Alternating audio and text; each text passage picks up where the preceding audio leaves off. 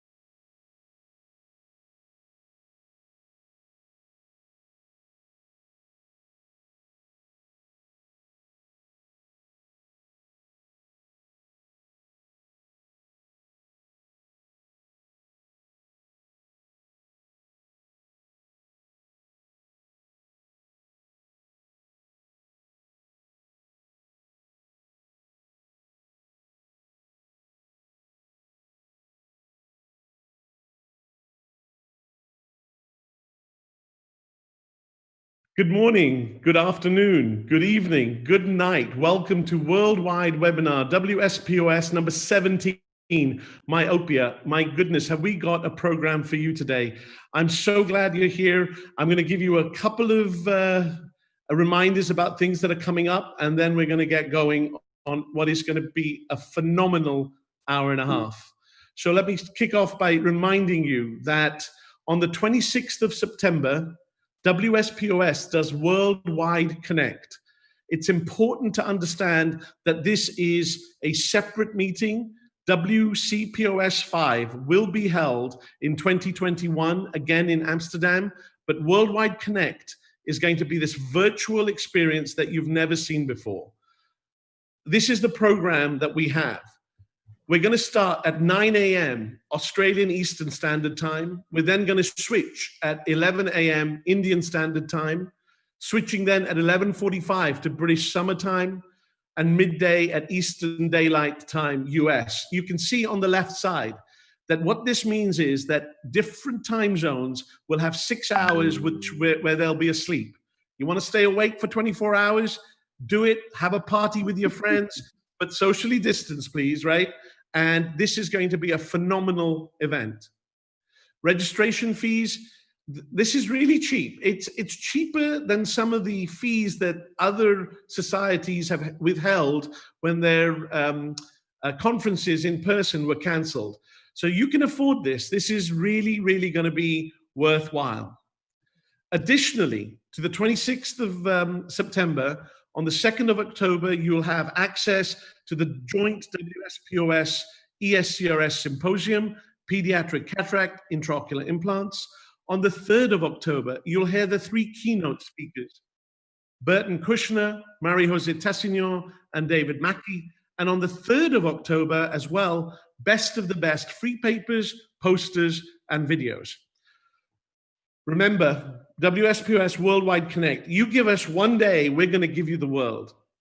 So let me turn now to this amazing session today. As always, grateful to Entod, who hosts the platform, but very grateful to Nevacar, Essilor, and Gold Plus Universal, who are sponsoring this. I want to tell you, today's panel, including the moderators, have between them over 150 peer-reviewed publications on this subject. Some of us are directors of myopia control centers or clinics and key opinion leaders for industry. On that note, I want to declare that I am the chair of the Global Myopia Advisory Council. This is a council made up of pharma companies so that people can advise about myopia. I'm also an advisor on myopia to Zeiss and to Nevacar. I want to introduce our wonderful, wonderful moderators. Shira Robbins, I've known Shira for a long time. What a wonderful person. She's professor of ophthalmology, director of the Myopia Control Clinic at the University of California, San Diego, USA. And this is her lovely family. And of course, Xiaowei Liao, also known her for a long time. Although in private practice in Singapore, she's very academic, fellowship trained in USA with Monty Del Monte and Stephen Archer and Ken Wright. So on that note, I'm going to hand this over to Xiaowei Liao. Sorry, to Shira, my apologies. Thank you very much, Ken. And while I start to share my screen, I would also like to make a disclosure that I am a consultant for the Eyenovia company on myopia. It is a pleasure to be here virtually sitting with all of these superstars in the myopia space. I would like to introduce our first guest, Dr. Ian Morgan. Ian is a school of biology at the Australian National University in Canberra, Australia. And we can see here him walking along one of the lovely beaches in Australia. And he tells me that this beach is very special because sometimes kangaroos will come down in the morning to feed, which I find truly amazing. I was wondering if he was perhaps taking this walk shortly after the COVID travel restrictions started, trying to figure out a way to go to his other place of work, which is in China, where he works at the Sun Yat-sen University in Guangzhou, China. So Ian is going to be speaking to us. I would also like to introduce our next speaker as well, Audrey Chia, who did her residency in Australia and then moved over to Great Ormond Street in the UK. She is currently has so many titles, it's hard for me to get them all on one slide, so I apologize to her and you. But as you can see, she is a very, very accomplished and talented physician, scientist, but she's also a great artist, So with that, I would like to turn it over to my co-moderator, Xiao Wei. Okay, so I'm going to introduce our next two speakers, Professor Padmaja Sankaridurg. She is a world-renowned researcher in myopia. She's the head of myopia program and the head of intellectual property manager in the Brian Holden Vision Institute in Australia. She's also a professor of the School of Optometry in Australia. This picture shows her actually walking to and fro work. So she doesn't even drive to work because she's such a good walker. The last speaker of today would be Professor Pei-Chang. He is the director of Myopia Prevention and Treatment Center in Chang'an Hospital in Taiwan, and also the associate professor in Chang'an Hospital University in Taiwan. He's the director of Taiwan Retina Society, and he's actually multi-talented. He plays very good tennis and is an excellent musician, and his own high myopia has motivated him to spend his lifetime doing research in myopia. So with that, I would like to do a few housekeeping rules. We have the Mentimeter surveys going on. Please log in to www.menti.com. And today's numerical code is 5350888. There will be questions being asked of you to fill it in so that we can get on with the program. There will be lots and lots of questions. We welcome them from all of you. Please submit the questions. We'll try to answer them on live. There are 3 platforms. Go through the live webcast or our Facebook channel, YouTube channel to put in the questions. We'll try to get them answered. If we can't cover them today, we will get the speakers to answer them, and then we will put it up in our website later on the PDF answers. And the last thing is people who need participation certificates, please email us at WSPOS@wspos.org. So just a reminder, the Menti code is 5350888. So in the interest of time, I'm going to invite Ian to start the first talk on time, outdoors, and peripheral defocus. Ian, while you get set and get ready, I just want to let everybody know we have listeners from Mexico, Philippines, Nigeria, Singapore, Tel Aviv, Israel. My goodness me, we've got Spain, we've got Brazil, we've got Chile, we've got Jakarta, we've got South Africa, we've got Namibia. This is truly global. All yours, Ian, take it away. Okay, well, thank you very much for the kind introduction. As it happens, with COVID travel restrictions, I can't actually go back to that beach. Parts of Australia are closed off to internal travel even. In terms of conflicts of interest, I do have to declare that I've been a consultant for Essilor and for Novartis. And I do want to make one point very clear at this stage, and that is that I am a basic scientist and I don't have any clinical qualifications whatsoever. That said, I'm probably going to make some comments on ophthalmic or optometrical practice, but bear that in mind when I make them. Now, I wanted to start first by making the present situation clear. The world is faced with a problem because in countries like China, Singapore, Taiwan, Japan, etc., we now have a prevalence of myopia at the end of schooling of about 80%, extremely high. The really worrying thing is that of that group, about 20% of students finishing school have high myopia, anything between about 10 to 20%. Now, this is not true for all of the world. At the moment, in my country, in Australia, the prevalence at that stage is about 30%, with a much lower prevalence of high myopia. if you look at the children of European ancestry in Australia, I'm the sorry, prevalence- Ian. Could you share your Yep. screen, please? Could you share your screen, please? We're not seeing your screen well. Oh, I thought I had. Yeah. How do I get back? Yeah.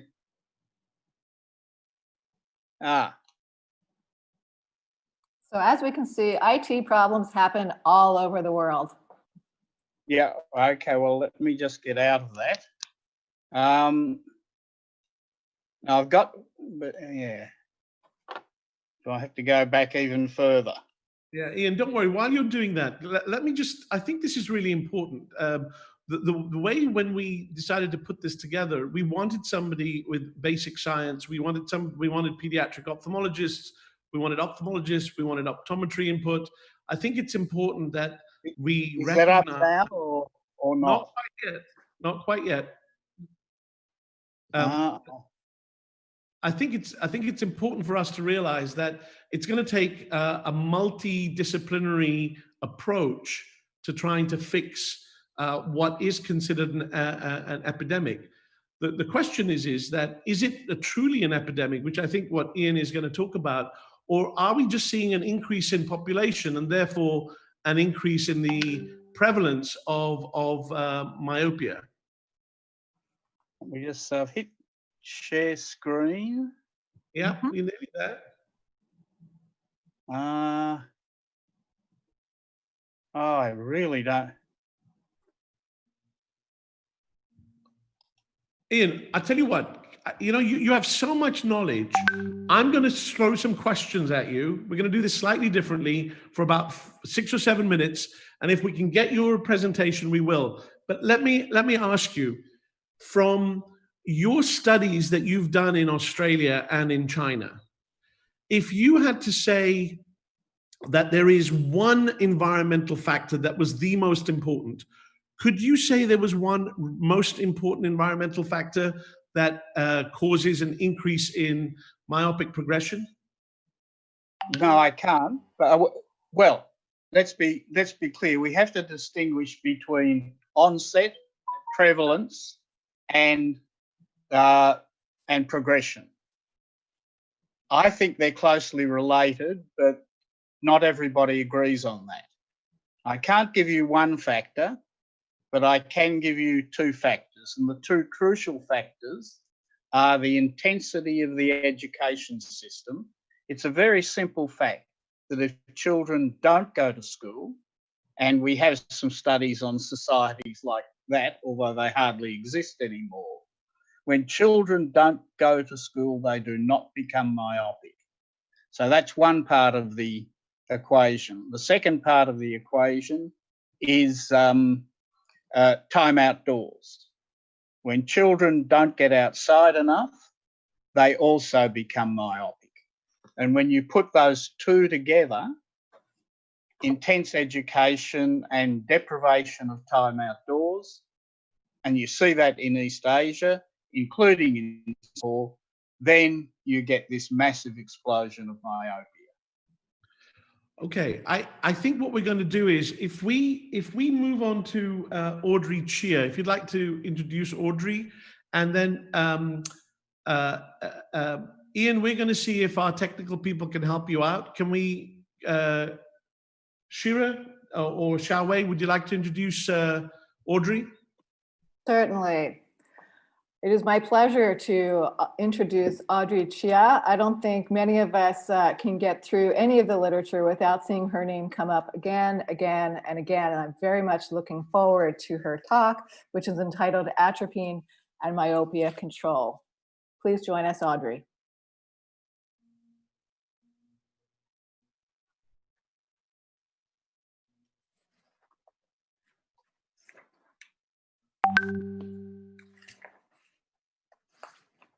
Okay, can you hear me? Can you see the screen? Loud and clear, you're good to go. Great. Okay, so I've been tasked to talk about atropine and myopia, so I'll just get straight to it. So what I'm going to cover today is atropine, what it is, how it works, the difference between high dose and low dose atropine, who gets a poor response, what happens when you stop, how our knowledge has guided our clinical practice, and how atropine may be used in the future. So the first question, what is atropine? We know it's a non-specific muscarinic antagonist, and it's been used to control myopia since the 1960s in the US. And the mechanism of action is unfortunately still unknown, although there are many theories. So some people feel that it works by the muscarinic receptors, which seems to be the logical thing, but there's now more interest that it might work actually indirectly through a non-muscarinic receptor and somewhere in the retina, the choroid, or the sclera to try and slow down that growth of the eyeball. We do know that, for example, if you look at the choroid, there is an increase in choroidal thickness that occurs when you use atropine. And contrary to many beliefs, it is nothing to do with accommodation. So it does not work by blocking accommodation. So if you look at the studies, there are quite a number, and they're sort of like randomized and non-randomized. So I'm just going to focus on the RCTs that are available. And I'm just going to talk about high-dose atropine first, because that was what was originally used in the early studies. And you can see that there's a number of studies here. Some are 1 year long, some are 2 year long. Because of the inclusion criteria, you get different sort of baseline spherical equivalents. But if you look at the control groups in these studies, you can see there's a whole range of progression. So there's some that go up only 0.6, there's others that go up 0.9 diopters a year. And in terms of axial length growth, it can range anything from 0.19 in the ATOM study and up to 0.5 in some other studies. So there's a lot of difference, and these may be partly explained by the inclusion of the population. The other things that you can see is that high-dose atropine is extremely effective if all these readings are more than 75% reduction, both in spherical equivalent and in axial length. And in the studies that are 1 year duration, you sometimes see this hyperopic shift where the myopia gets less and also the eyeball size also gets smaller. In terms of low-dose atropine, there are two main studies. There's the ATOM-2 study as well as the LAM study. And if you look closely at these two studies, for example, in the ATOM-2 study, this was a 2-year study, looking at just the first 2 years, you can see again the inclusion criteria here. You can see in the 0.01% group, you had an increase in spherical equivalent of around about 0.25 per year and axial length of 0.2 millimeters a year. And this was actually quite equivalent to the 0.05% increase in the LAM study. Because if you look at the other doses in the LAM study, the lower doses, you get a diminishing effect, which is this dose-related effect that you see. And one thing very striking about the low-dose atropine is sometimes the spherical equivalent effect can be a lot greater than the axial length effect. So if you look at the two studies, what could be the difference? Firstly, they were done in different countries. The ATOM studies were done in Singapore. The other study, the LAM study, was done in Hong Kong. So there might be innate differences in the two populations in terms of, let's say, education levels.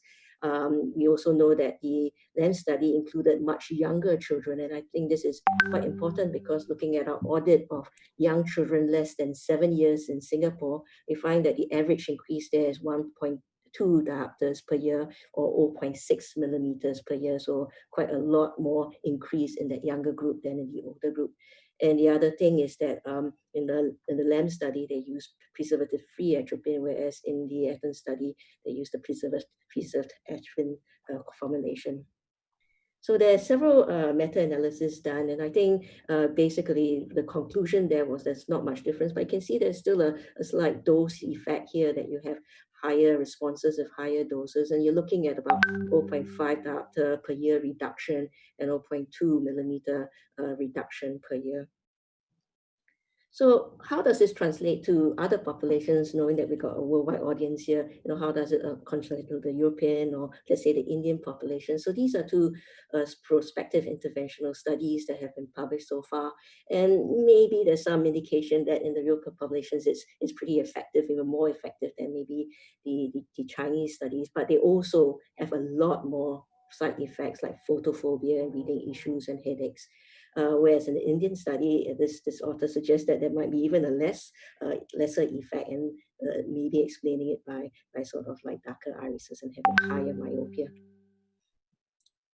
So the side effect is one of the main things that people complain about with atropine, and this is very dose related. So the higher the doses, then the more side effects. So you can see that with the really high doses, you can get about 4 millimeters dilation in your pupil. You can get quite a significant loss of accommodation, which leads to an effect in your near vision. So a lot of these children might require progressive and tinted glasses, whereas in the very, very lowest doses, there's very minimal effect both on pupil dilation and also in near vision.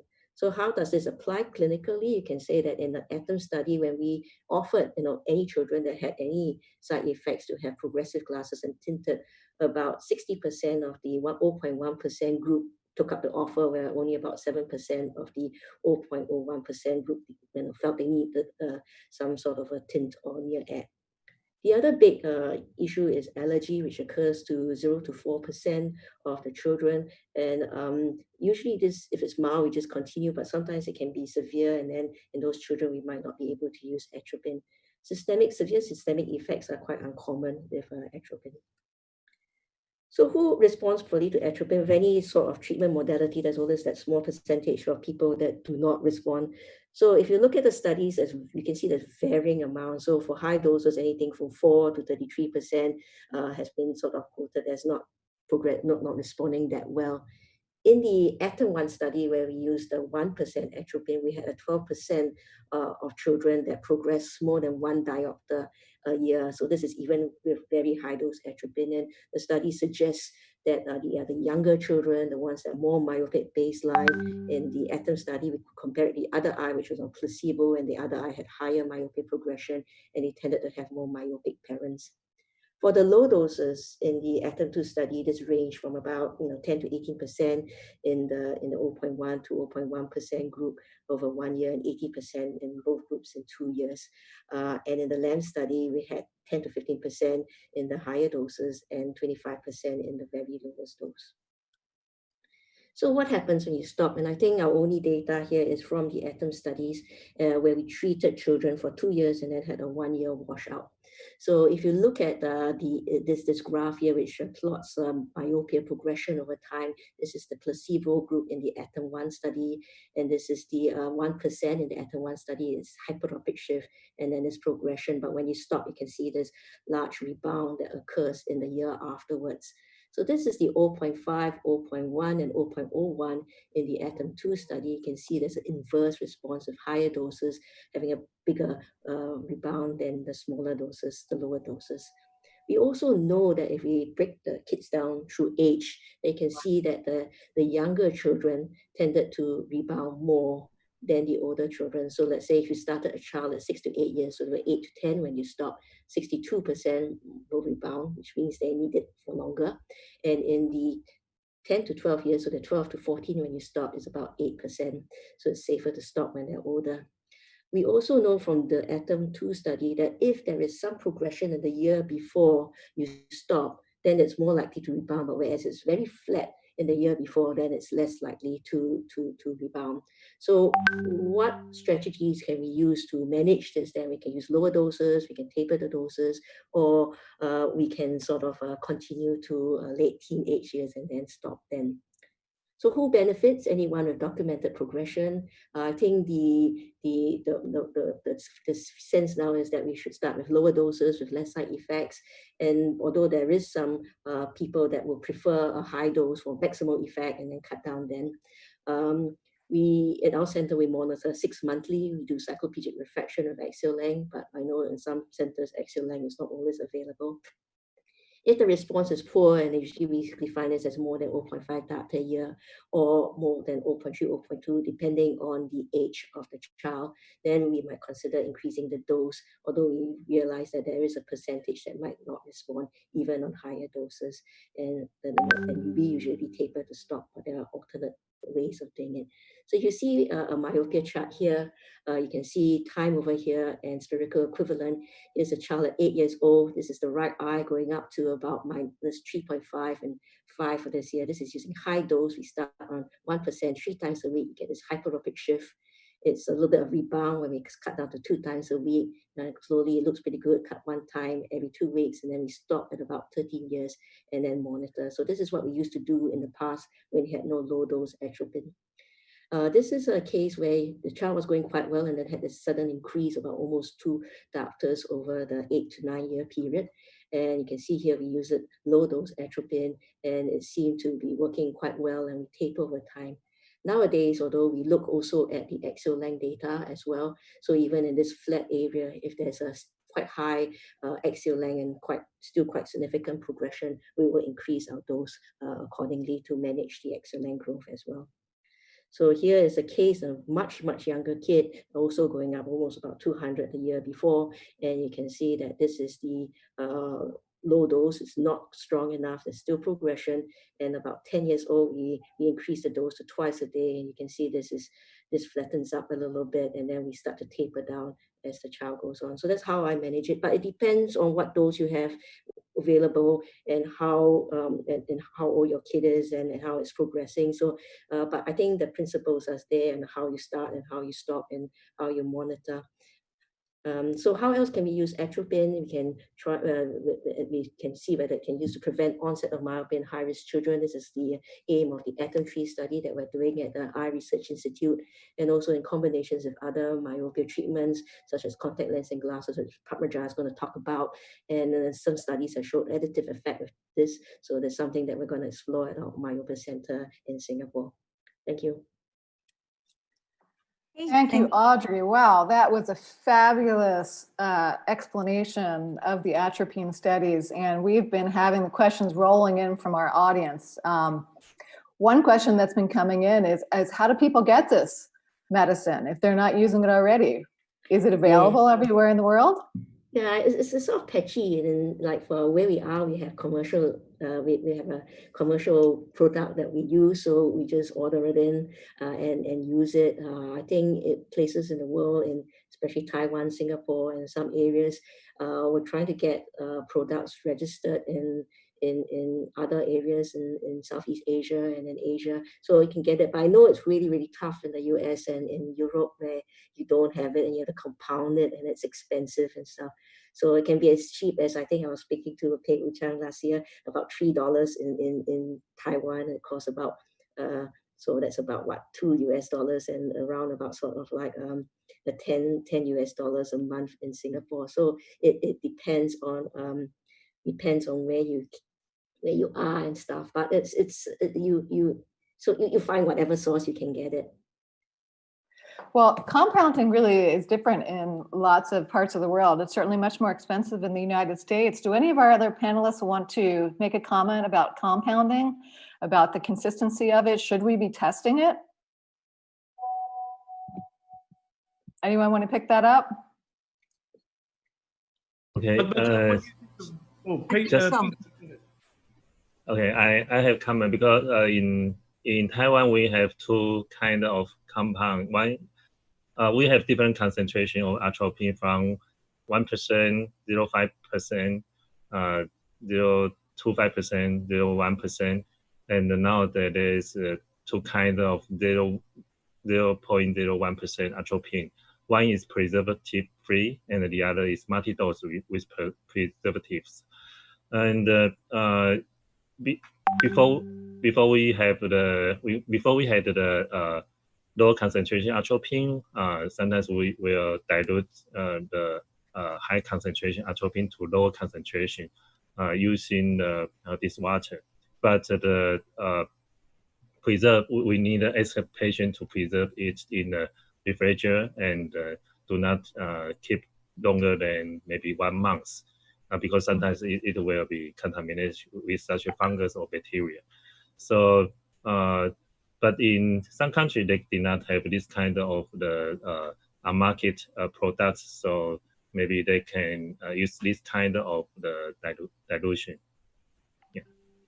Thank you. I think Thank the you problem very with much. compounding that way, when you do it like, in the back room and you're sort of diluting the 1% to a lower dose, is always are you sort of like a little bit high and low? And I always worry a little bit about the rebound effects if it's a little bit up and down and things. So I think it's better if you get some sort of fixed kind of effect. But I think when you're compounding, you just got to be aware of that you go to a company that's sort of like, going to give you a consistent sort of like dose, and you don't get these small rebounds that occur. I was going to say, I've had experience only with compounding here in Australia because we've been doing some trials as well. We've been having atropine, low-dose atropine compounded. It's a unit dose thing, and there is a problem in trying to understand what we get, be it compounded or even otherwise. But there also seem to be other issues that people generally talk about atropine, and that seems to be around the stability of atropine. There's some data and some evidence that seems to suggest that stability of atropine goes down over a period of time. I'm not fully aware on exactly how long it is before you start to see atropine hydrolyze into tropine and tropic acid. I don't know if Audrey has got any comment on that. So we generally make sure that it is compounded frequently so that you're having a fresh batch. Yeah, I think I've learned about this since sort of like getting involved in producing our first product, which is the Myopia dose, and you actually have to they make the bottles first, and they keep them over like almost 3 or 4 years, and they expose some to high temperatures and low temperatures, and they give us a report every year, that how it's stable and stuff. And I think we just got our 3rd year report last year on the product, and then we're quite happy. It looks as if it's very stable over that 3-year period that we have. But it depends. So I think if you want to get a product, you need to try and see whether the manufacturer has that data for you to say that's stable, and then they have to put the expiry date depending on what they find. So there are some companies that are looking at stabilization by changing the pH a little bit. There's other companies that are looking at providing a microdose through a mist to decrease side effects. And I'm sure there's other innovations happening in the systems of atropine and formulations as well. Audrey, can you comment on some of those? Well, I guess, it's always when you put a drop in the eye, it's always like how much actually goes in, how much stays in, and those kind of stuff. Is it better you put an ointment that stays in longer or whatever? So I think you have to look at what the study, how they asked the child to write the drop. Some of my parents swear, they said, I put 2 drops in every night and it works better than 1 drop in every night. And it's just a matter of getting the drop in.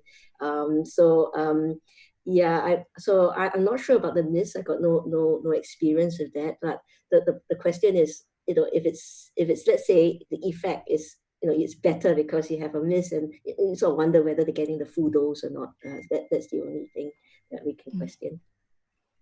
And Shira, it is right that in addition to modifying the pH, people are also looking at, I think there was one more group that was looking at deuterated water because they thought that atropine was going to be more stable in deuterated water. So that's another area that people are looking at, I think. I'm just going to interrupt here. There's 4 or 5 burning questions being sent to me, and I'm going to open the whole panel.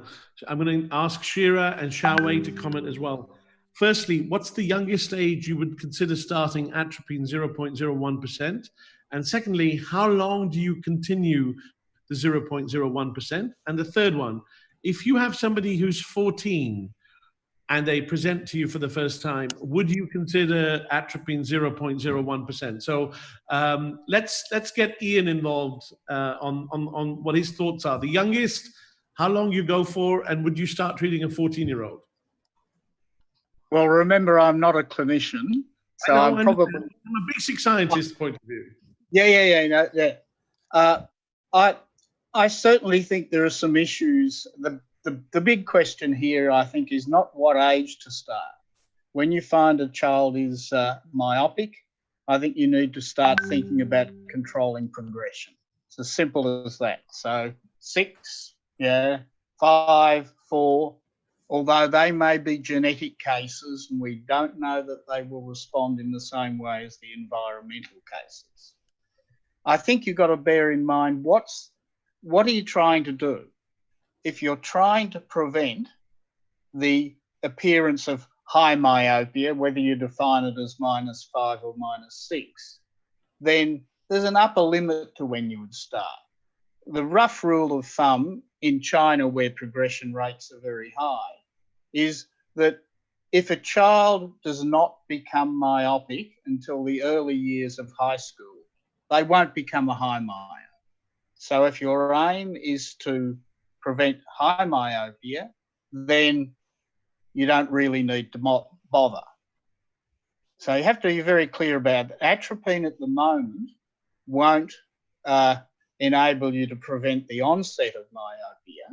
But of course, there is a question, and I think Pei-Chang has done one study in which atropine was administered to pre-myopes, and that did slow the onset of myopia. Okay, Shira?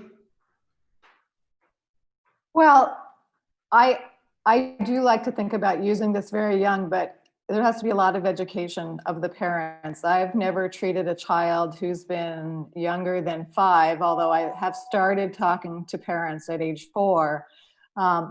I have a lot of concern about the kids that come in who are already quite myopic or severely myopic.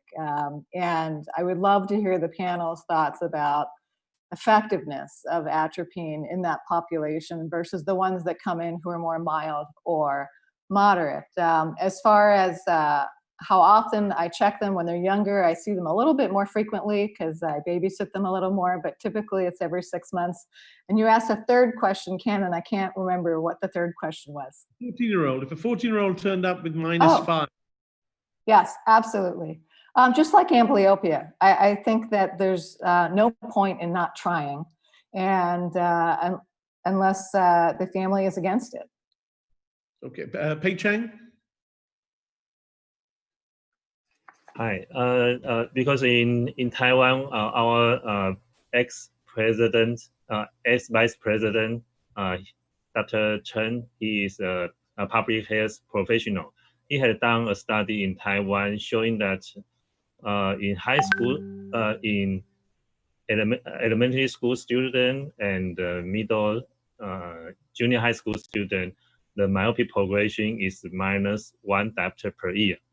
But in the high school student, the myopia progression is 0.5 diopter per year. So because in Taiwan, we still have the examination for the college university entrance.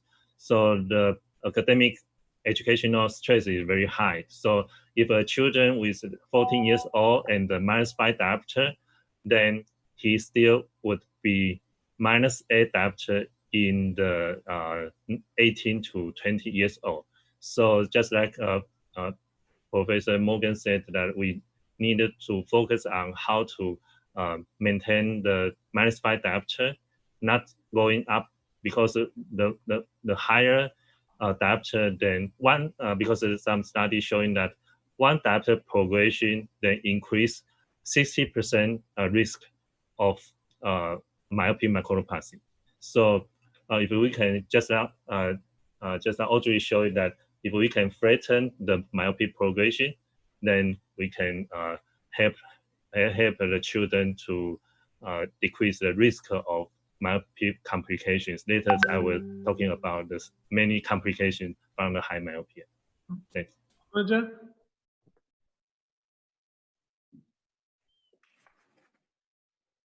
So I haven't had that much of experience with atropine, but our data very clearly shows that age is related to progression. Younger the age, greater the chance of progression. So in the older myope, 14-year-old who is -5, I do believe that there are a number of options that are available other than atropine. So you might want to choose what might be the best option there. With the very young children, you might be limited and you might not have many options, such as, some of the other optical devices. So the only option you might have to try might be just atropine. So we don't know whether it works or not, but that's the only thing that most of us are likely to have, especially in the very young. When we're talking about 5-6-year-old, it might be that, they might have a variant of myopia. It's not the environmental myopia that Ian's talking about, but in terms of trying to slow the progression of myopia, I think atropine might be the only thing that you might have in your toolkit, and therefore you would have to try it. So I'm going to hand it back to Xiao Wei before in a second, but Audrey, last word on atropine. How long, once you start treatment, how long do you continue? And what's the youngest age you started? I just started one on a 3-year-old the other day, so but that was really quite rapid, and then make sure there's no glaucoma, make sure there's nothing else that is causing it. This was 0.2, pressure was 10, so had a long discussion with parents and stuff, but also telling them that, look, we may have to increase the dose because it will not show an effect, and the younger kids may need more. My philosophy is I tailor it, so I watch. So if the child is very stable, in Singapore we usually go to about 12 years old because they have this big exam at 12-year-old, and I don't want to shake them up too much before then, so I keep things steady to then. And then after that, I sort of taper about. If they're very stable for a long time, I try to taper out slowly and then more rapidly after 12 years old. And I titrate it. So if they're starting to go up, I slow down a bit, and if they're okay, I keep tailing it off. So it depends on how long. I think the longest I've used was up to about 17 years old. And I said to the boy, look, you're going to start army soon, because in Singapore they have national service. So I said, I don't think you should be using atropine when you go to the army. So I said, please stop. And so we stopped, and then he was fine. Yeah. Okay. Xiao Wei? Okay. Yeah, my experience is quite like Audrey's. I use for very young kids as well. In fact, 15 years ago, I started my own son on high-dose atropine because we didn't have low-dose atropine when he was 3. So we've had good results with the very young kids. And I tend to see that a lot of the kids are still progressing even when they're beyond 12. In fact, a lot of them progress even beyond the age of 18. So I have had kids, very few kids in army still using atropine because they just can't be tailed off. Yeah. So maybe we should invite Ian to tell us about the protective effects of outdoor and peripheral defocus. Okay, well, I've got my PowerPoint open, so hopefully if I share screen. No, it's doing the same. Oh, hang on. There you go. Yep. Okay, no, you need to open your PowerPoint. Open your PowerPoint. That's right. It. Got it. Go to the presentation mode. You can see it?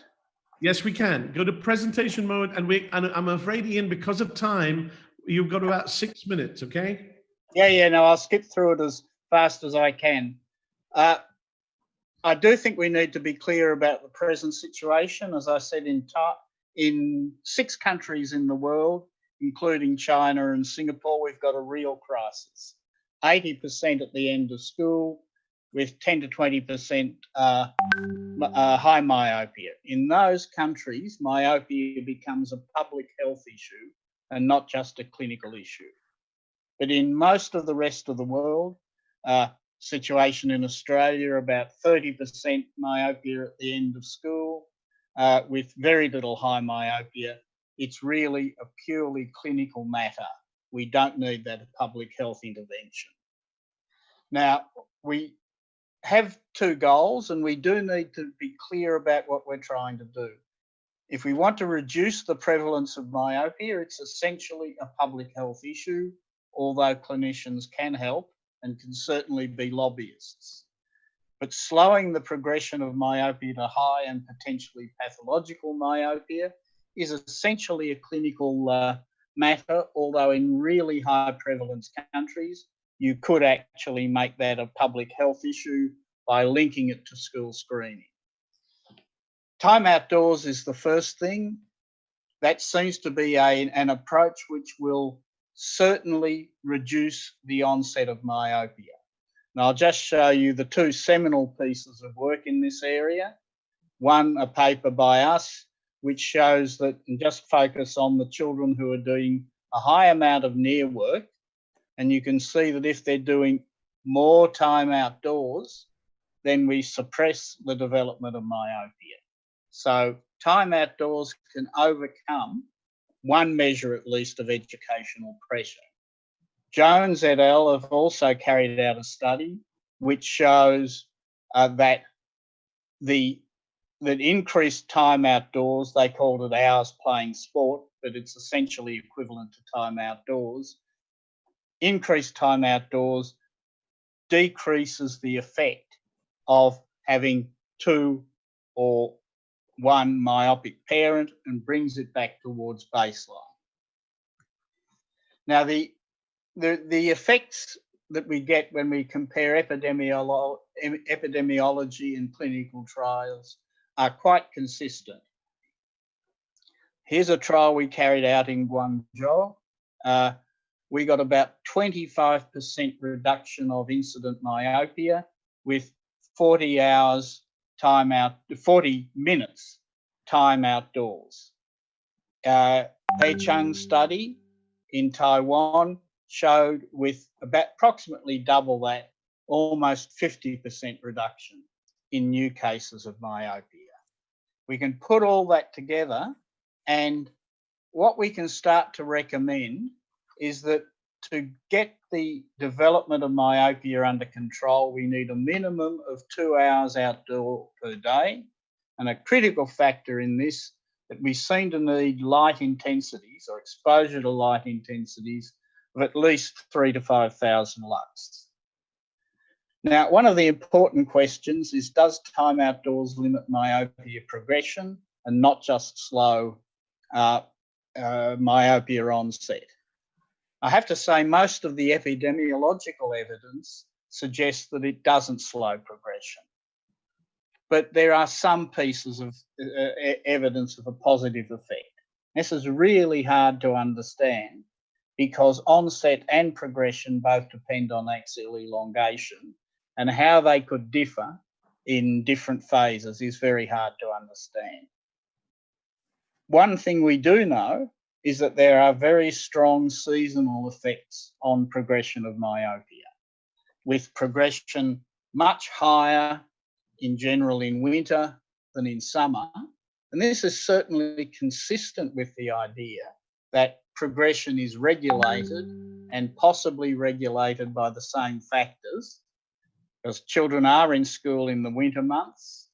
In summer, they tend to be on holidays with more time outdoors.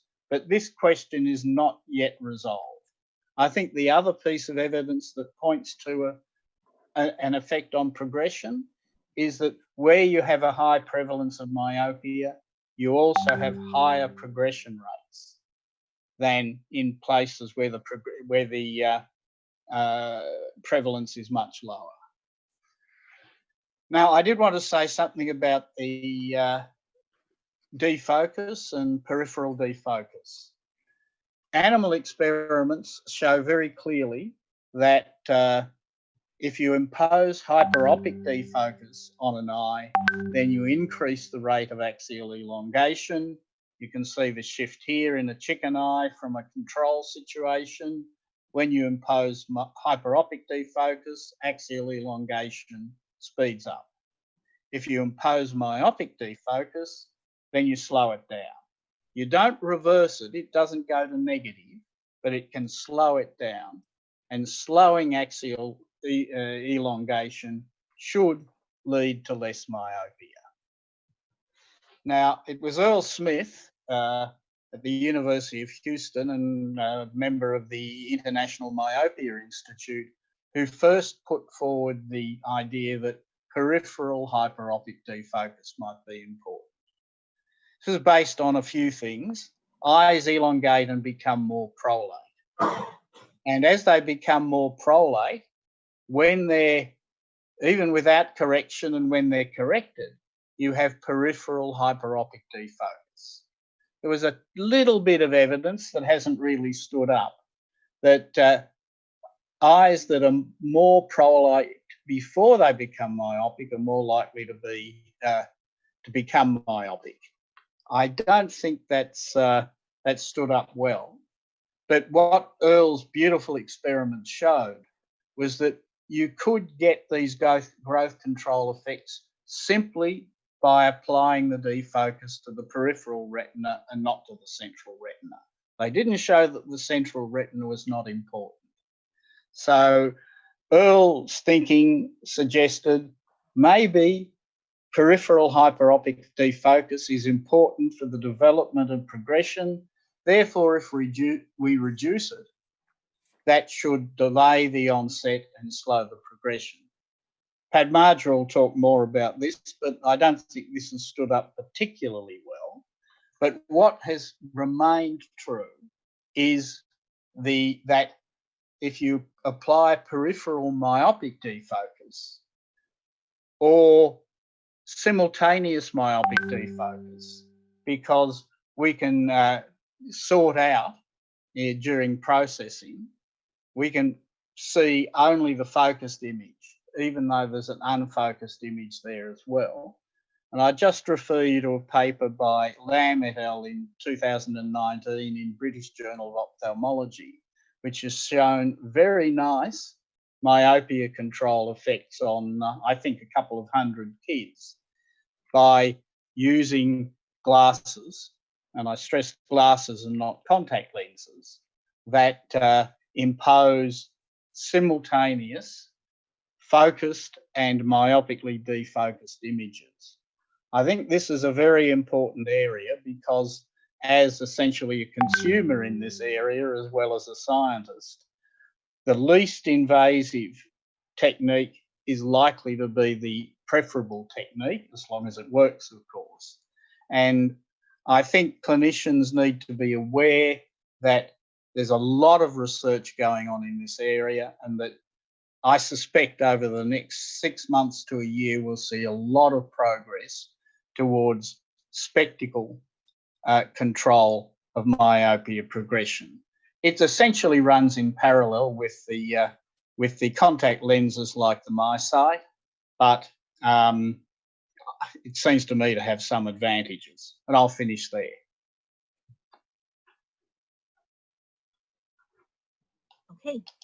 Okay, thank you, Ian. I think in the interest of time, should we go on to the next talk by Padmaja first, and then we can take the questions later. So Padmaja is going to talk to us about optical devices for myopia control. Can I just remind everybody that the Menti questions are being shown? Please answer them. That will be really helpful in the discussion. The Menti code is 5350888.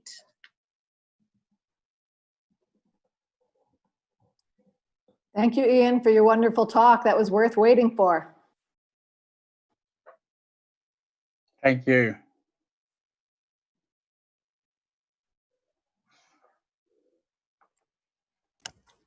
Okay, so people can see my slides, okay?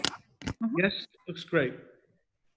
All right, a quick overview of myopia control with optical devices. I've got some disclosures to make. I'm an inventor on patents and patent applications related to myopia control.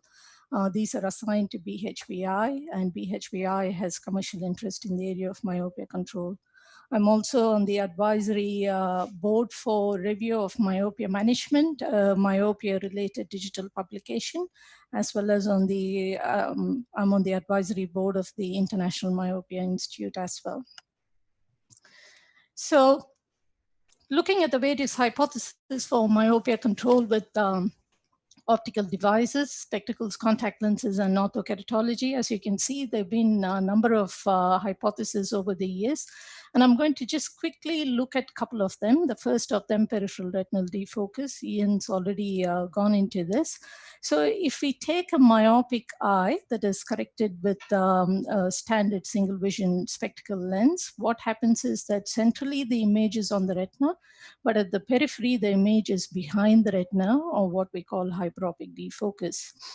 And as has been said, hyperopic defocus thought to play a role in progression. And therefore, the devices that are used to control this try and put the image on or in front of the retina. Looking at some of the other hypotheses, a more recent hypothesis has been contrast at the retina. And this particular hypothesis considers that high contrast signals at the cone photoreceptors at the retina, they stimulate the cones, which then possibly lead to axial elongation. So the devices that are looking at contrast are trying to dim the contrast or reduce the contrast at the retinal layer. Now, before we look at efficacy of myopia control products, I guess we all understand that when we talk of a product strategy or a treatment, the performance of that strategy is the sum of all parts. So especially with myopia control, we are not only wanting to look at efficacy, but we also want to think about things like rebound, side effects, the visual performance of these products, as well as the cost and convenience of such products. So just a quick summary here. So we've got optical devices, spectacles, contact lenses, and orthokeratology, and Ian's mentioned some of them. And generally what we see is that all of these are able to slow the progression of myopia. Up until recently, the myopia control that we've seen with spectacle lenses wasn't as much as what we saw with the multifocal soft contact lenses or orthokeratology. But as Ian mentioned, there appears to be a new type of spectacle lens design on the horizon, which seems to be giving us better control. And like he said, I'm sure that we're going to be looking at some more spectacle lens designs in the near future. But generally speaking, what exactly do we mean when we say 30% reduction in myopia progression? So if, for example, if I want to fit a myopic child, am I likely to get that level of myopia control with a given child? Or more importantly, is that child going to benefit with one of these devices? Is there going to be any myopia control at all? And I think we don't really understand this very well, but we have some answers. There was a study that we conducted at BHVI about a year and a half ago. In this particular study, what we did was we randomized the children to 3 different groups. So the first group of children, what they did was they wore AccuView standard single vision contact lenses in both eyes. The second group, they wore contralateral. One eye wore the MySight lens and the second eye wore the AccuView lens. And in the third group, one eye wore a BHVI extended depth of focus myopia control lens and the other eye wore an AccuView lens. The study was conducted for 12 months, and at 6 months in test group 2 and 3, there was a swap over or crossover between the eyes for the eyes wearing the test and the control lenses. And when we look at the progression, especially for the first 6 months, what you see here is that with the control single vision lenses, there was roughly 0.4 diopters of progression. And what we see is that in group 2 and group 3, the control lenses behaved pretty similarly. With respect to the test lenses, you can see that there was a significant difference in progression in comparison to the control lens, and that was roughly 40 to 50% progression.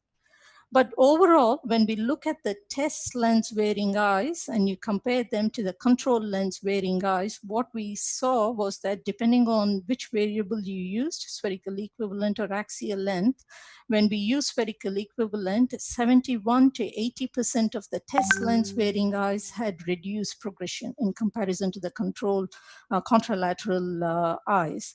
In terms of axial length, it was as much as 84 to 97%. So to translate this, if we were to fit, let's say, 10 myopic children with some of these products, then you would expect that at least 8 to 9 children have reduced progression with these products. And that's quite promising news. Now, looking at rebound, there's been no systematic study that has been done looking at rebound with optical devices. But when we look at some of the studies, there seems to be some data that suggests that there is not that much of rebound with optical devices. Spectacle lenses, in this particular study, the children wore progressive addition lenses in the first year, and as you can see, 0.35 of diopters. And when they switched to, or they discontinued the PALs and they went to single vision lenses, the progression was pretty similar. So it was concluded that there was no rebound. In the BHPI contralateral study that I just mentioned, from 6 to 12 months, as I mentioned previously, there was a crossover. So when you see that the eye that wore the test lens that crossed over to a single vision lens, you can see that in the second 6-month period, the rate of progression was very similar to what we saw in the first 6 months period. And more importantly, this rate of progression is very similar to what we see in the control group 1. So from this, we concluded that there was no rebound with the multifocal soft contact lenses. Looking at the next area, which is quality of life, there is some evidence which shows that with MiSight, as well as with orthokeratology lenses, that there is an improved satisfaction across many of the domains here. The dark bars represent the test lenses and the light bars are the control lenses. You can see that generally there appears to be significant improvement across most of the domains. When we talk about the vision per se with these lenses, as well as with orthokeratology, generally the high contrast visual acuity is normal. There is some decrease in low contrast visual acuity. And in some instances, children report symptoms of ghosting or halos with certain lens types. And this is quite a busy graph here, but basically what we've done is we've looked at a number of multifocal soft contact lenses that are available in the market. And what we find is that there is a decrement in vision performance, especially when the power variation, so larger differences are there across the optical zone, such as with the high near rads. And also when the lenses are decentered, which tells you that fitting is quite important for these lenses. In terms of adverse effects, there have been some events that have been seen with soft contact lenses as well as orthokeratology. They're mostly mechanical. We can see that there have been incidents of contact lens papillary conjunctivitis, seal, corneal erosions, and so on. Risk of microbial keratitis is the same as what you see in adult wearers. The risk is much lower, as we all know, with daily wear, especially daily disposable lenses, as compared to overnight wear of these lenses. The final piece is looking at the costs. When we talk of direct costs, what we do is we take into consideration all of these factors, such as the initial consultation, the transport cost, the lost productivity from accompanying the child to these visits, and so on. So generally with myopia control strategies, any myopia control strategy, if you consider these costs at a point in time, it appears that myopia control products may cost much more than what they would cost for a standard standard single vision spectacle lenses. However, that would be the wrong comparison to make, because what we are trying to do is we are trying to shift the needle in terms of the progression. We are trying to take this child who is along this red path and shift them to the green path so that there is less the risk of the child reaching high myopia and complications later on in life. So what we would have to do, the right comparison would be to try and model the lifetime costs of an individual with myopia control product with the myopia control product versus the standard single vision lens. However, at this point of time, there is no such modeling. And at BHVI, we are looking at some of these costs, and hopefully we will be able to bring that information in the near future. So in summary, what we see is that there is good evidence for myopia control with optical devices, and we know that there is already one FDA-approved product on the market. There are a number of CE marked products on the market. There's a lot of stuff that we know with myopia control with optical devices, but there is a lot of unknowns as well. For example, we don't know the exact mechanism that underlies this control that we see with optical devices, and therefore it becomes difficult to understand what might happen if you try and combine these strategies with other modes, such as, for example, with atropine, and also whether these work for very high refractive errors and so on. And I guess we can discuss some of these factors in the discussion. And just finally, to finish with, if any one of those listening in are interested in myopia resources, we've got some resources on our website, as well as the Myopia Institute, International Myopia Institute, which is a think tank of researchers from across the world who produce key white papers in this space. And thanks very much for your attention. Padmaja, thank you I'll so stop much. sharing. Wow. Very elegantly said. I loved your infographics. They were very helpful. I want to jump into a part of the discussion that some people have touched on in their talks, but it really seems like an elephant in the room, especially after your talk. What about combination treatment? If pharmacologic agents help a certain percentage and devices help another amount of percentage, why not just combine them? Are we going to be scientists and sit back and just do one thing at a time, or are we going to throw everything at these kids in an effort to really help the public health curve of this disease process? I mean, I'm not saying that we should not try combination strategies. I do think we should try. What we are not clear at this point of time is if in trying to combine two strategies, are we expecting a higher progression control than what we see? If we think that there are two different mechanisms, if we are saying that the optical strategies work through visually induced mechanisms, because we spoke about defocus and contrast, and we're thinking about targeting the retina and the ocular structures with pharmaceutical strategies, then we sort of saying that there may be two independent mechanisms involved. And therefore, we are saying, look, if we're going to try and combine these strategies, we may get a booster effect. But we don't know if there are really those two independent mechanisms that are involved, because ultimately, even with the visual signals, it gets translated to eye growth, and therefore there are structures involved. So in a sense, I guess, we don't have much choice other than to try these strategies and see if we get an improved control. So I hear you saying we don't have an answer yet. No, we don't have an answer yet. Okay. There's some data that seems to be, yeah, sorry. Pei-Chang, do you have the answer? Pei-Chang, do you have an answer for us? There's some study from Japan, and they're showing that combination with the atropine and also keratology, they showed additional effect and almost 50%. So in my clinical practice, also showing, but my strategy is some kids with the also keratology, around half of them did not get the stable because they're still progression. So I will add the 0.01% atropine after 6 months, then the myopia progression would be more stable. So maybe in the future, just like Padmaja said, maybe there is some different mechanism for the myopia. So maybe different combination have some better effect. Dr. Morgan, any thoughts? You're on mute right now. Yeah. Just a quick comment. Data is now starting to come out. I think there are now a couple of published papers combining orthokeratology and atropine. And there does seem to be a combination effect that you can get better control if you do the two things. It's too soon. You've got to remember the history of this is things are evolving very rapidly. Atropine's gone from 1% to 0.01% or 0.05%. Yeah, my sight lenses are now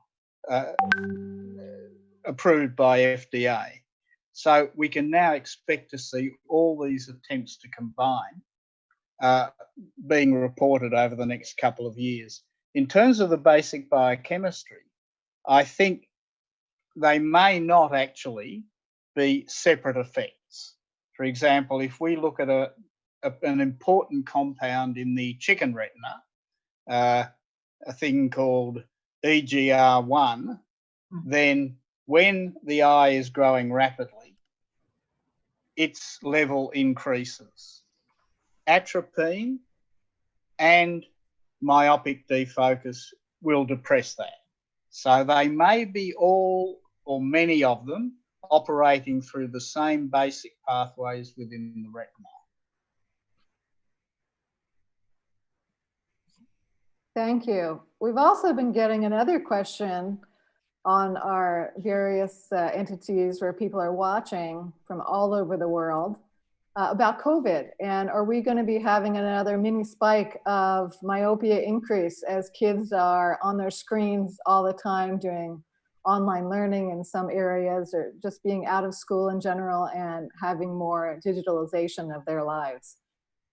Apparently, many of our listeners are seeing an increase in their offices, an increased rate of myopia. Well, can I express a certain skepticism? You've got to think about how long these forms of lockdown have been in place. Now, China's had perhaps the most severe, and that lasted for 3 to 4 months, with a progression rate in younger children of a diopter a year. How much are you actually going to add to that by going into lockdown? I'm actually looking at the moment at some data that was almost accidentally collected in an ongoing study, but we happened to be able to pull out of the data children who had been measured just before and towards the end of the lockdown, and there's really no appreciable difference. So legitimate concern, but I think when you think about the intensity of the exposures, we're not going to see major effects unless lockdowns are lasting for a year or two. Ian, are you talking about progression or onset of myopia? Here we're talking about progression. Yeah. Progression. This is a study where data was being continuously collected on myopic children. And yeah, we couldn't see any large effect. Thank you. So Ian, my grandmother is going to be very happy to hear that your studies have shown that she's been right all along, that all the kids just need to go outside. Yep. Thank you very much. I think we have quite a few questions about the initiation of atropine.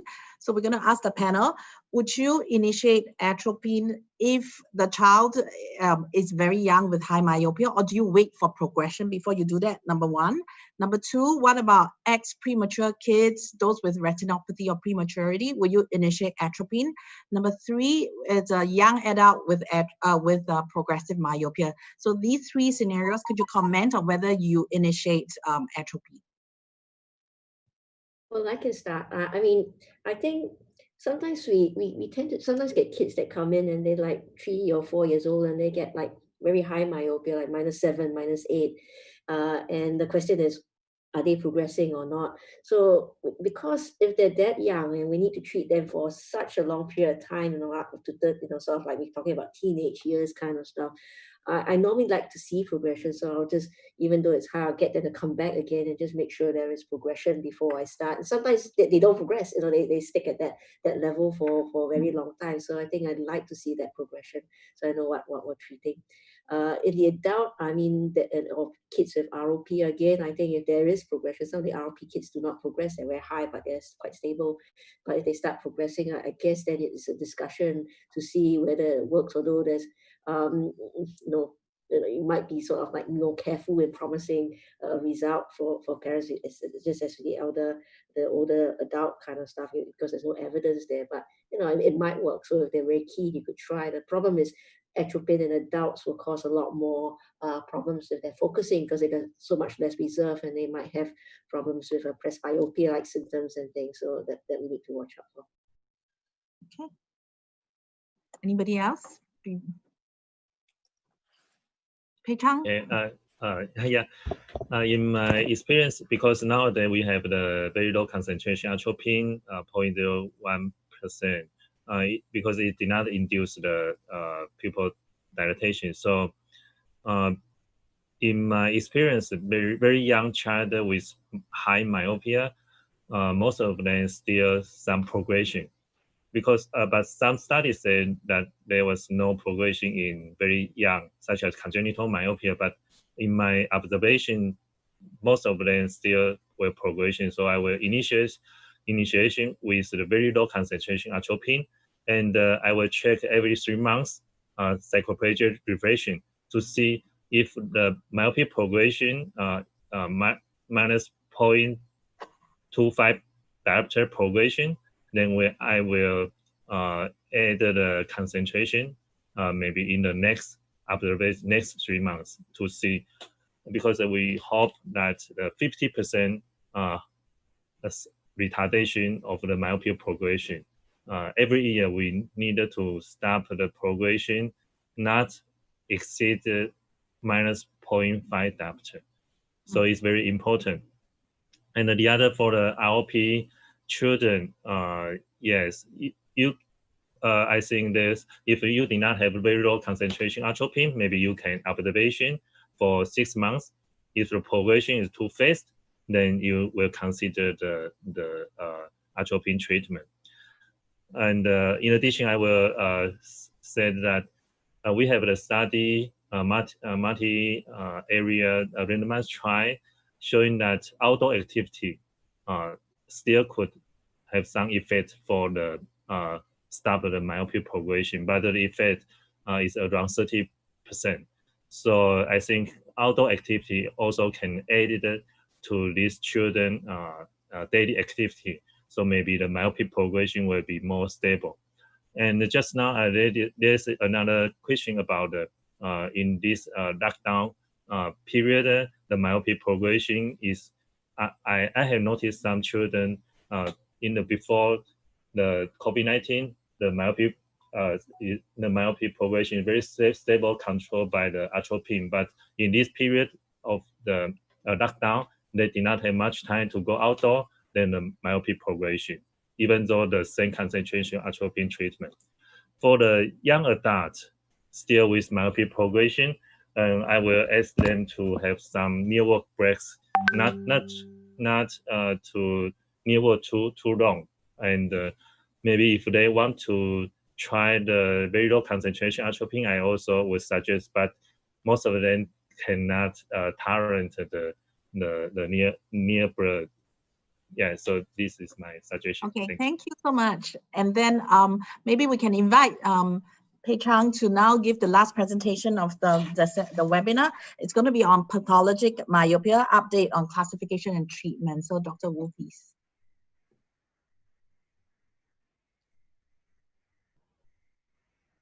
Please remember to answer the Menti questions just before PC starts, and there'll be some more coming up. Please do answer those questions so we can show you the results.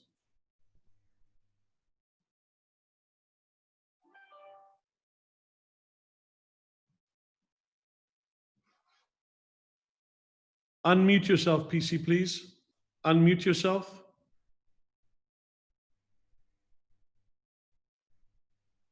Professor Wu, can you unmute yourself? Okay,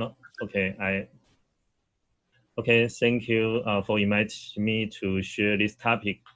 My topic is pathologic myopia, update in classification and treatment. There's no financial interest. As we know, in Taiwan, many children with school myopia, then finally they became high myopia. Now there are 1/3 of the high school students became high myopia in Taiwan. So it's a very serious problem. Myopia increases the risk of retina detachment, cataract, glaucoma, and even blindness because the eye grows throughout the childhood. About 1/5 of the university age people in East Asia now have the extreme form of myopia, and half of them be expected to develop irreversible vision loss.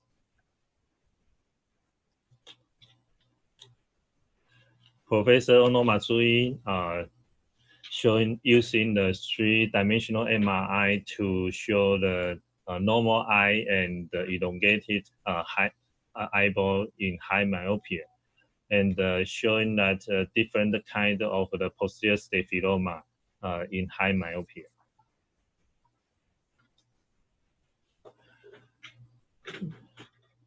WHO has a definition of the high myopia is greater than -5 diopter.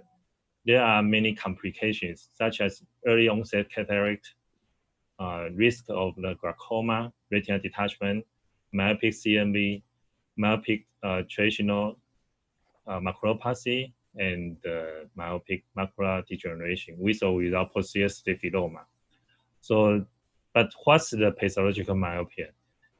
It includes the MMD and also include the MTM, myopic traditional maculopathy, and the myopic CMV, and also glaucomatous optic neuropathy. So what's the high myopia? Just now I have said that it's a refracting error greater than -5 diopter. It is distinct, different from pathological myopia. But pathological myopia often occurs in eyes with high myopia. Pathological myopia characterized by the presence of the myopic pathological lesions in the posterior fundus. It includes MMD, equal or more serious than category 2 diffuse choroidal atrophy, with or without posterior staphyloma, and with or without plus sign, lichen crack, myopic CMV, and the fuchsia spots. And also including several diseases such as fovea schisis, fovea detachment, macular hole, with or without retinal detachment. They all included in myopic traditional maculopathy. Also glaucomatous optic neuropathy and the dome-shaped macula. So in 2015, there's an international classification for the myopic maculopathy by fundus photography. So from fundus photography, we can see different category of the myopic maculopathy, and we added the plus sign, and also with or without the posterior staphyloma. In the category 1, tessellated fundus, from the pathology is the thinning of the RPE and the choroidal capillaries. It is well-defined choroidal vessel observed clearly around the fovea as well as around the arcade vessel. It is also seen in aging or in some normal fundus. The category 2, diffuse atrophy, it is the yellowish white appearance or in the posterior pole, restricted area around the optic disc or part of the macula or entire the posterior pole. The category 3 is patch atrophy. It is very clear. You can see the well-defined grayish white, especially white lesion in the macula area or around the optic disc. The macular atrophy, category 4, we can see a very well-defined white lesion centered in foveola, and it was mostly considered enlarged choroidal atrophy from a fuchsia spot. It's a regressed CMV. From our study, we've shown that in those patch atrophy, the retinal sensitivity reduction to the 0, it is scotoma, absolute scotoma. So we can also think they are patch scotoma. But in the diffuse atrophy, there is some retinal sensitivity. And also in the diffuse atrophy, the choroidal thickness is very thin in comparison to the tessellated atrophy. Another process sign is lichen crack. It is yellowish linear lesion in the macula. It is considered as the broken membrane rupture. So the gold standard to see the lichen cracker is using the ICG angiography. You can see the total lichen cracker lesion. So the myopic macropathy is the degeneration of the RPE and buccal membrane, and also mostly early in the chorial capillaries. So because they showing that in young people, the choroidal thickness in normal people is around 300 micrometer. But in 50 years old normal people, the choroidal thickness decreased to 230 micrometer. But in the 70 years old, the choroidal thickness decreased to 160 micrometer. But in high myopia, it's decreased more. It's only 136 micrometer. Dr. Fang and Professor Ono Matsui, they showing the OCT-based diagnostic criteria for different stage of myopic macropathy. They're showing that in diffuse atrophy, the cut-off point is the 62 micrometer for the category 2. For the myopic macropathy progression in Handa eye study 5 years follow-up, and in Beijing eye study 10 years follow-up, almost 35% patient progress in the region. In the Japan study, over 18 years old follow-up, over 50% patients with pathological myopia in high myopia patients. And the risk factor for the progression is older age, longer ACL length, and the development of the peripheral atrophy. We go to the other process sign is myopic CMV. Myopic CMV, the natural cause is very poor. After 5 to 10 years, almost 90% patients, the vision decreased to less than 0.1. For the anti-VEGF treatment, in repair study using the ranibizumab, and the radius study, and the mirror study using the aflibercept, all these anti-VEGF showing that the visual acuity could very significantly improve after treatment, even though after 4 years.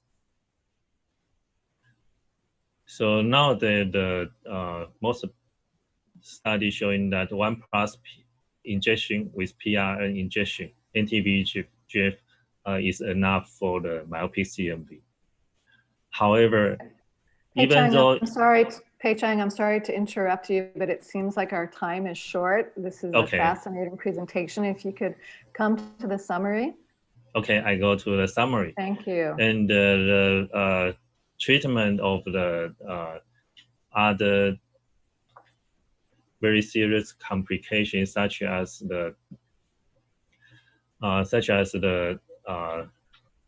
myopic macro whole retina detachment, using the I needed to mention that Professor Dai has shown a very innovative treatment and almost up to 100% success rate.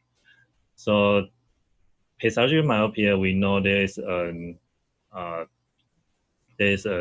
category such as diabetic retinopathy. We can have an international classification agreement, and we can comparison different study using the international classification for the MMD. And for the myopic CMV and myopic traction macropathy had advanced in the treatment. So summary, myopic macular degeneration, we should know the category, and there was episode that scotoma in patient atrophy and the macular atrophy. For the myopic CMV treatment, anti-VEGF is a choice of the treatment, and it should be treated as early as possible. For the myopic traction macropathy, surgical approach had got a big advancement. However, still not sufficient therapeutic approach for other complications such as choroidal atrophies and glaucomatous optic nerve damage. So we needed to study more and Well, doing if more. ever there Thank was you. a talk you had to hear as to why you have to treat myopia early, that was it. That's enough to frighten me to treat everybody who walks through the door. So if you could unshare PC, that was fantastic. Thank you so much. I'm going to share the Menti results. We are running short of time. However, if you could unshare, please, PC, could you unshare? Thank you so much. While I share the Menti results, maybe we could actually start some discussion. We're going to try and see how much of that discussion we can try and get done. I'm going to, let's see if we can get to the beginning. Here we go. Here we are. Here are the Menti questions. What part of the world are you from? And you can see that we have representation globally. Do you practice myopia management? Yes, 83% do. And if your answer is yes, what do you do? Look at that, 50% atropine, increased time outdoors, and only a few orthokeratology and soft contact lenses. If you answered no, then why? And we'll have to look at the actual specific answers, but there are people who are not doing it because they don't feel they're trained, that there isn't enough information. Do you recommend increased time? Well, there you go. Ian, your work is done. 97%. Bit more to do. Yeah. Can you answer this? Oh, it says activate slide. 2 hours per day, at least 2 hours per day, 3 times a week is what people are saying. And the others are saying 2 hours per day. Let's have a look at the last ones. Which of the following statements is true? Atropine response may vary even between children on the same dose. That's interesting. That's interesting. Look at that.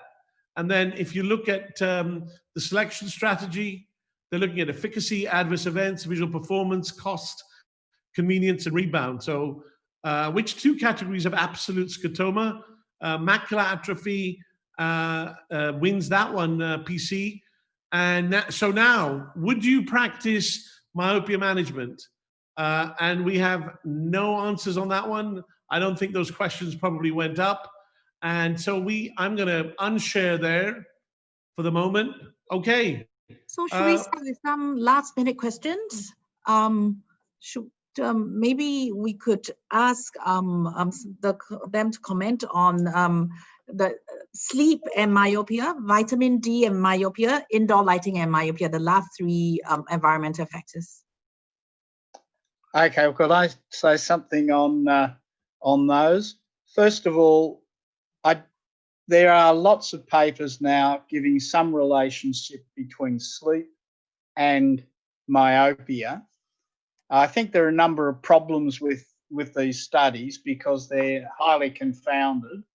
And I think and I've published 2 papers in this area myself, I think all of the links between sleep and myopia can probably be explained if we take into account deprivation of sleep as children get into very intensive study later in schooling. And there's probably no particular relationship with sleep per se. In addition, I don't think as a parent, I don't think it's a very modifiable factor. Getting children to sleep longer or shorter is not really under a parent's control. I was going to add a comment on sleep. We have a PhD student who's been looking at this closely. And what we did was we looked at 6,000 children, data from 6,000 children from China.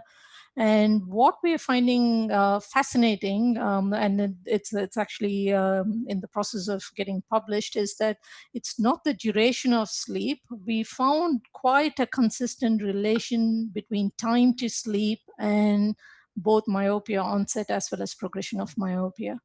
And we went and we looked at the data. So this was from one particular study. We looked at a different data because we are collecting data from other places and we are repeatedly getting the same hit. So what we are finding is that late sleepers, for some reason, seem to have a higher incidence of onset and progression. So that's sort of something new, and we are exploring that a bit more closely. So that's from our end. So, I'm going to make a statement mainly because of time. I want to see if everybody agrees. I'm going to go right across the panel. In my opinion, if a child has a connective tissue disorder and high myopia under the age of 3, and I'm talking about -9, -10, -11, if a child has a retinal dystrophy and has myopia, if a child has retinopathy of prematurity, has had laser and has myopia, I think there is no evidence, as far as I can see in the literature, that atropine has an effect on that, the myopia. I think that using atropine in every child, regardless of what the underlying condition is not safe, in my opinion. So that's my statement. I'm going to start with Audrey, and we're going to go across and just see if you agree or disagree. We don't have time for long discussions. So Audrey, do you agree or disagree? Consider if there is a marked progression. Okay. Padmaja? I agree with your statement, I think. PC? If you want to use as low as possible, as low concentration as possible. Okay. Xiaowei? If there's progression, I will use, but I tend to watch out for these syndromic ones if the amount of diopter exceeds the age. That means, more than 3 diopter if they're younger than 3, then I tend to be more suspicious. Ian? I don't think the issue is the safety. Atropine is probably not dangerous, but it may not be effective. And I think it's less likely to be effective if we're dealing with conditions in which the myopia results from, say, genetic mutations which directly affect the sclera. Shira? I agree, Ken. Okay, I'm going to share. I want to thank the whole panel. Really, it's been wonderful. Ian, Padmaja, Pei-Chang, Audrey, and of course, our wonderful moderators, Xiaowei and Shira. I hope I haven't forgotten anybody. I have just some housekeeping to do, which I'm going to share with you guys now. And then I want to say, don't go away, everybody, because we've got a couple of things that we want you to look at after this webinar is over.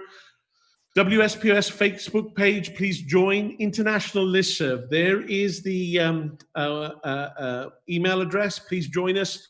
Free membership, WSPOS.org. Please come and become part of the family. Join YouTube, subscribe. It's free. All of these webinars are on the YouTube. Remember, August the 29th, we've got the first global grand rounds. Ramesh Kekanuya, Kim Tan are going to be running that.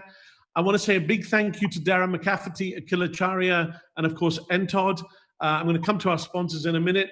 I have to tell you something. Ramesh Kekanuya, happy birthday. I don't know how old you are, but you look very young.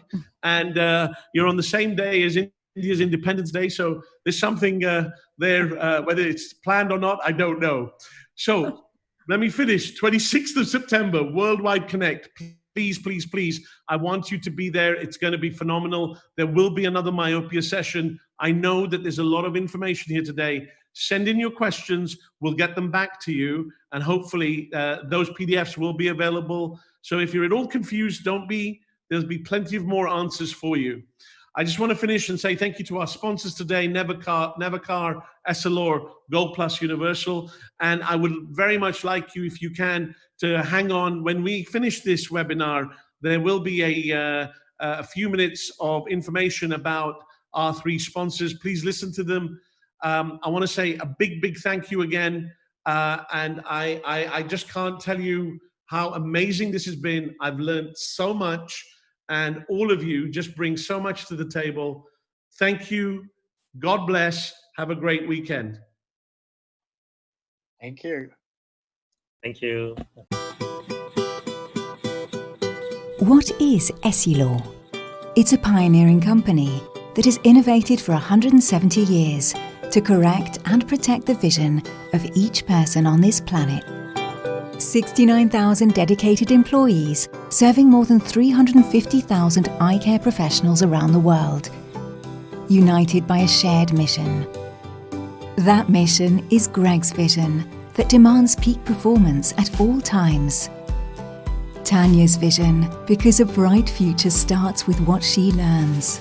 George's vision, who is 70 years old and still has much to do. Our mission is everyone's vision. Because providing solutions that serve the individual vision needs of the 7.7 billion people in the world, so that they can live life to its fullest, is the best ambition we can achieve. At Essilor Group, we are proud to help improve lives by improving sight. Hi again, parents. We've discussed what myopia is in the previous videos. Now, we want to talk about eye drops that slow down myopia. As we briefly mentioned, Atropine eye drops is a proven treatment that can slow down the progression of myopia. According to a study done by SNEC, a standard course treatment of atropine eye drops reduces the progression of myopia by 50 to 60%. As it causes only a minimal increase in pupil size, it has little to no side effects. When paired with more outdoor time and eye exercises, the beneficial effects of atropine are increased. Atropine eye drops are easy to use and are commonly available in single-use minims. Interested in considering these eye drops for your children? Being prescription-only eye drops, you will need to make an appointment with an eye specialist. To find an eye specialist that uses atropine to treat myopia, check out our website, myopiasingapore.com, under the Specialist tab. Find out more about atropine under our Research tab. Don't forget to share this video with other parents.